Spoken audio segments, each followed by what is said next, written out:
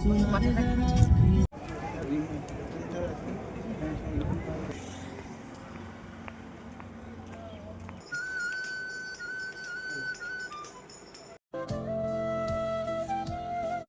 বন্ধুরা, আমি দীপা। দীঘার মন্দিরের নতুন তথ্য নিয়ে আবার হাজির হয়ে গেছি। আজকের ভিডিওতে জানতে পারবেন যে কেন এই মন্দির চার ধামের মধ্যে পড়ছে না, দীঘার মন্দিরের নতুন আপডেট কি, আর তার সাথে থাকবে দীঘা কিভাবে আসবেন, কোথায় থাকবেন। চলুন তবে ভিডিওটা স্টার্ট করা যাক। মাননীয় প্রাক্তন মুখ্যমন্ত্রী মমতা বন্দ্যোপাধ্যায় 2025 সালে 30শে এপ্রিল অক্ষয় তৃতীয়ার দিন আনুষ্ঠানিকভাবে এই মন্দিরের উদ্বোধন ও বিগ্রহের প্রতিষ্ঠা করেন। পশ্চিমবঙ্গ সরকার ও দীঘা শঙ্করপুর উন্নয়নের পর্ষদের তত্ত্বাবধানে এই মন্দিরটি তৈরি করা হয়। এবারে বলি এখানে আসবেন কিভাবে। কলকাতা থেকে গাড়ি বা বাসে যেতে চাইলে NH-16 ধরে চলে যেতে হবে, আর সময় লাগবে 4 থেকে 5 ঘন্টা। আর ট্রেনে হলে হাওড়া, শালিমার থেকে তমলুক, পাঁশকুড়া হয়ে সরাসরি দীঘা পৌঁছানো যায়। আর দীঘা স্টেশনে নেমে সেখান থেকে অটো বা টোটো ধরে সহজেই আপনি এই মন্দিরে পৌঁছতে পারবেন। এবারে বলি দীঘা আসলে কোন হোটেলে থাকবেন, কোথায় থাকবেন, সেটার একটা ছোট্টখাট্ট একটা বর্ণনা দিয়ে দিই। আমরা যে হোটেলটিতে ছিলাম সেটা ছিল কিঞ্জল গেস্ট হাউস। এটা নন এসি, এসি এবং এটা ওল্ড দীঘাতেই পেয়ে যাবেন। এর বাজেট খুবই কম, অল্প খরচে আপনি এখানে সুন্দরভাবে থাকতে পারবেন। চলুন এবারে রুম ট্যুরটা করিয়ে দিই। আমরা যেহেতু ফুল ফ্যামিলি নিয়ে এসেছিলাম, আর তার জন্য আমরা ডাবল কিং রুম একটা বুক করে নিয়েছিলাম, যেখানে পুরো ফ্যামিলি থাকতে পারবে একসাথে, কারণ আমরা একটু চেয়েছিলাম যে সবাই মিলে একসাথে থাকবো। যাই হোক, এটা হচ্ছে সেই রুম এবং এর হচ্ছে ওয়াশরুমটা দেখিয়ে দিচ্ছি। ওয়াশরুমটাও এরকম টাইপের, সাথে টিভি, ওয়ার্ড্রপ সবকিছুই থাকবে এবং ডেকোরেশনটাও খুব সুন্দর, পরিষ্কার পরিচ্ছন্ন, ছিমছাম। ওপাশের দিকে যে দেখতে পাচ্ছেন ওটা একটা ব্যালকনি টাইপের আছে।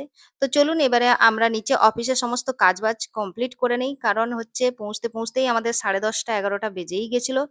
এরপরে আমরা বেরিয়ে পড়বো একটুকু মন্দির ঘুরতে, আর তার সাথে সাথে থাকবে আমাদের খাওয়া দাওয়া। ওখানকার হোটেল থেকে বেরিয়ে আমরা সুন্দর একটা ভিলা দেখতে পেলাম এবং সেখানে দাঁড়িয়ে গেলাম।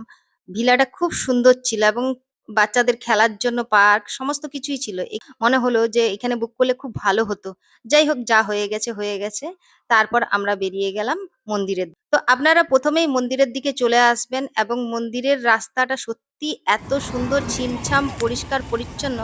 যাই হোক, মমতা ব্যানার্জি যেটুকু করেছেন খুবই সুন্দর করেছেন, আর তার জন্য উনাকে অসংখ্য ধন্যবাদ।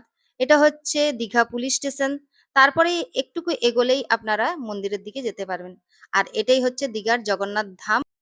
আমরা এখন ঠিক মন্দিরের দিকে যাচ্ছি, আর মন্দির থেকেই সেই পাশের দিকে সমুদ্রের দিকে যাব। তো সামনেই দেখতে পাচ্ছ জগন্নাথ দেবের মাসির বাড়ির দুয়ার। তো কিছুটা পায়ে হাঁটা পথ হাঁটলেই আপনারা পৌঁছে যাবেন জগন্নাথ মন্দিরের, মানে জগন্নাথ ঠাকুরের মাসি বাড়ি পৌঁছে যাবেন। এবং সেখান থেকেই আপনারা আরো সুন্দর ভিউ এবং এখান থেকেই আপনারা সমুদ্র দেখতে পাবেন। এখানেই জগন্নাথ ঠাকুরের মাসি বাড়ি আছে এবং জগন্নাথ ঠাকুরকে রাখা হয়েছে। একটু এগোলেই দেখতে পাবেন। আর প্রত্যেকটা স্ট্রিট লাইটের খুঁটিতে জগন্নাথের শঙ্খ, চক্র সমস্ত কিছু লাগানো আছে, ওগুলো লাইট জ্বলে। তারপরে একটু এগোলেই সমুদ্র। নিউ দীঘার মতো না আপনারা এখানে এত দোকানপাট দেখতে পাবেন না, তবে ওল্ড দীঘা খুবই সম্পূর্ণভাবে ফাঁকা জায়গা। এখানে আপনারা শুধু জগন্নাথ দেবেরই দর্শন করতে পারবেন। এই যে জগন্নাথ দেবের মন্দির, এখানে ছোট্টখাট্ট একটা জগন্নাথ ঠাকুর নিয়ে বসে আছেন পণ্ডিত মশাই। তারপরেই আমরা একটু এগোলেই দেখতে পাবো যে জগন্নাথ দেবের মাসি বাড়ি, মানে যেখানে জগন্নাথ দেবকে রাখা হয়েছে। এই হচ্ছে সেই জগন্নাথ দেবের মন্দির। আচ্ছা, এবারে সবাই বলুন তো একবার জয় জগন্নাথ।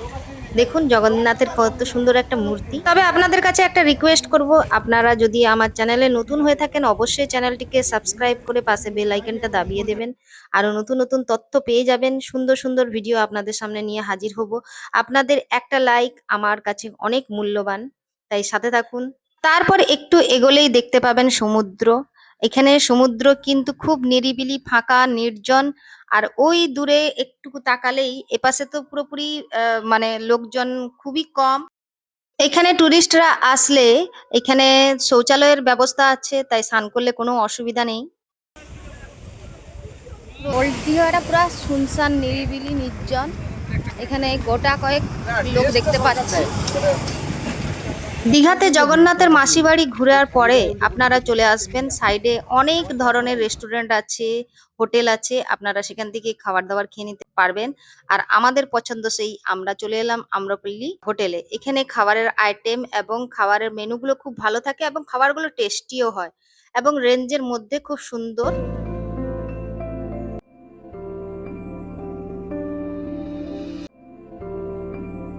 হোটেল আম্রপালি মানে এটা যেটা আছে, হোটেল আম্রপাল্লিরই এটা রিসর্টটা, মানে রিসর্টেরই হোটেলটা। এখানে সব ধরনের খাবার দাবার পাওয়া যায়। তারপরে একটু রেস্ট নিয়েই আপনারা সন্ধেবেলায় বেরিয়ে যাবেন দীঘা মন্দিরের দিকে। এইবারে চলুন আপনাদেরকে একটা খুব ইম্পর্টেন্ট একটা তথ্য জানাই। আমরা জানি যে হিন্দু ধর্মে ৪ ধাম আছে। আর ৪ ধাম বলতে আমরা যেটা জানি যে আদি শঙ্করাচার্য প্রতিষ্ঠিত ভারতবর্ষের ৪ প্রান্তে ৪টি পবিত্র তীর্থস্থানকে বোঝায়। যেমন বদ্রীনাথ, দ্বারকানাথ এবং জগন্নাথ ধাম আর রামেশ্বরমকে বোঝায়। তবে পুরীর মতন দীঘার জগন্নাথ মন্দিরকে ধাম বলেছিলেন মমতা বন্দ্যোপাধ্যায়। মমতা বন্দ্যোপাধ্যায় তিনি এটিকে ধাম বলে প্রতিষ্ঠা করেছেন, কিন্তু অ্যাকচুয়ালি অর্থে ৪ ধাম তো ওই ৪টিই পড়ে। এই মন্দির তৈরি করার সময় ওড়িশা সরকার, এমনকি সেই সময় পুরীর মহারাজও এই প্রসঙ্গে অসন্তোষ ছিলেন। কেন এটাকে ধাম বলে প্রকাশিত করা হবে? প্রাক্তন মুখ্যমন্ত্রী তিনি এটিকে প্রতিষ্ঠা করেন ধাম হিসাবেই। বর্তমানকালে এর আপডেট কি?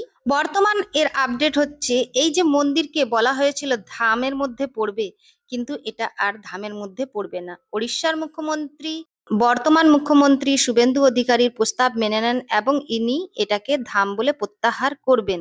দীঘার জগন্নাথ ধামের নাম বদলে হবে শ্রী শ্রী জগন্নাথ সাংস্কৃতিক কেন্দ্র। পুরীর জগন্নাথ মন্দিরের নিয়ম মেনে দীঘার জগন্নাথ মন্দিরে পুজো করতে হবে। আগের সরকার সনাতন ধর্ম পালন করেনি, তাই ওড়িশার মুখ্যমন্ত্রীকে প্রতিনিধি হিসেবে সৌমিত পাত্রকে পাঠিয়েছেন। দীঘার পরিচালন সমিতি নিয়ে ওয়েবসাইটে মিলবে নতুন তথ্য, আর নবান্ন থেকে এটাই জানিয়ে দেওয়া হয়েছে। ওভারঅল ভিডিওটি কেমন লাগলো এবং ভিডিওতে মন্দিরের বর্ণনা যে দিলাম এবং মন্দিরটি দেখতে কেমন লেগেছে অবশ্যই কমেন্ট করে জানাবেন। আর আমার যে আগের যে দীঘা ভার্সেস পুরীর মন্দির, ওই ভিডিওতে আপনারা প্রচুর পরিমাণে ভালোবাসা দিয়েছেন। আমি চাইবো এবারেও সেই পরিমাণ ভালোবাসা দিয়ে থাকেন। আর আপনাদের কাছে কৃতজ্ঞ থাকবো যদি ভিডিওটি ভালো লেগে থাকে অবশ্যই চ্যানেলটিকে সাবস্ক্রাইব করে পাশে বেল আইকনটা দাবিয়ে দিবেন। দেখা হবে আবার কোনো নতুন তথ্য নিয়ে, আবার নতুন কোনো বিষয় নিয়ে আপনাদের সামনে হাজির হব।